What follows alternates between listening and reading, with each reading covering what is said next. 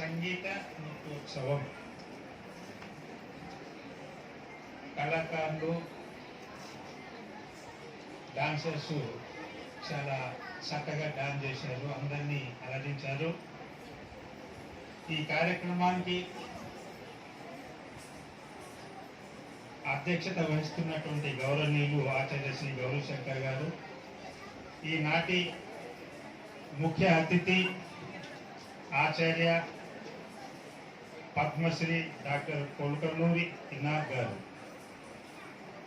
పూర్వ ఉపాధ్యక్షులు SV university, Shri Venkateswara విశ్వవిద్యాలయం గురించి అందరికీ తెలుసు. ప్రఖ్యాతిగాంచినటువంటి యూనివర్సిటీ, దానికి వీరు ఒకప్పుడు వైస్ ఛాన్సలర్గా పనిచేశారు.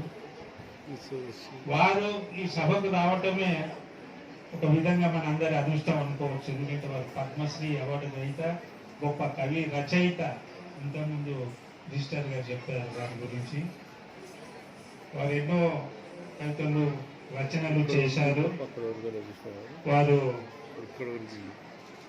ఒక మహామహులు అనొచ్చు. ఇంతకుముందు వారితో నాకు ఒక 2 సభలలో పాల్గొనే అవకాశం వచ్చింది. దాన్ని నేను ఒక అదృష్టంగా భావిస్తున్నాను. అదేవిధంగా ఆచార్య గౌరీశంకర్ గారు ఇక్కడ ఇదే యూనివర్సిటీకి వారు ఒకప్పుడు రిజిస్టర్గా పనిచేశారు. గొప్ప పరిపాలన దక్షత గలవారు. చెప్పారు, మాకు శర్మ గారు మధ్యన అందిస్తుంటారు మంచి వాక్యాలను. మంచి అడ్మినిస్ట్రేటర్. ఒక రిజిస్టర్ అంటే యూనివర్సిటీ మొత్తం వారి ఒక ఆధీనంలో ఉంటుంది. వైస్ ఛాన్సలర్ ఉంటారు, కానీ ముఖ్యంగా వీరి అడ్వైజ్ ఉంటుంది అందులో. ఇప్పుడు అందరికీ తెలుసు దైవజ్ఞ శర్మ గారు. వారి గురించి తెలియని వారు ఎవరు లేరు అనుకుంటాను. ఎందుకంటే గొప్ప పండితుడు, సంఖ్యా నిపుణులు, సరస్వతి ఉపాసకులు. వారి గురించి ఎంత చెప్పినా తక్కువే. మంచి ఆధ్యాత్మికమైనటువంటి నాలెడ్జ్ ఉన్నవారు.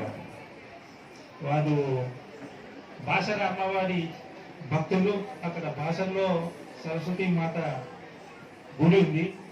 అక్కడ గోదావరి నదిలో స్నానం చేసి అమ్మవారిని పూజ చేస్తే ఎంతో పుణ్యం, ఫలం, జ్ఞానం వస్తుంది.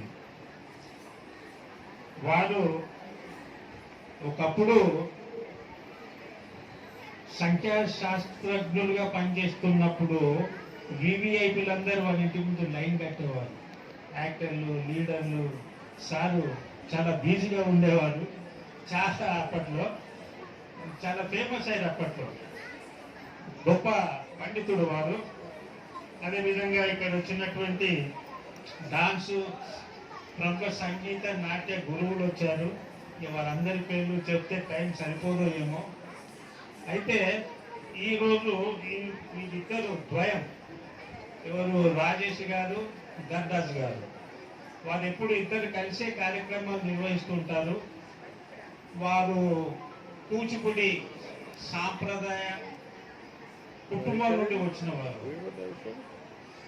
ఎన్నో కార్యక్రమాలు నిర్వహించారు. అయితే మనం ఏది తలుచుకున్నా సక్సెస్ కావాలి. ఎందుకంటే మనం ఎంత స్ట్రాంగ్ డిటర్మినేషన్, మనకు విల్ పవర్ ఉంటే అంత ఈజీగా ఏదే కానీ మనము సాధించగలుగుతాం.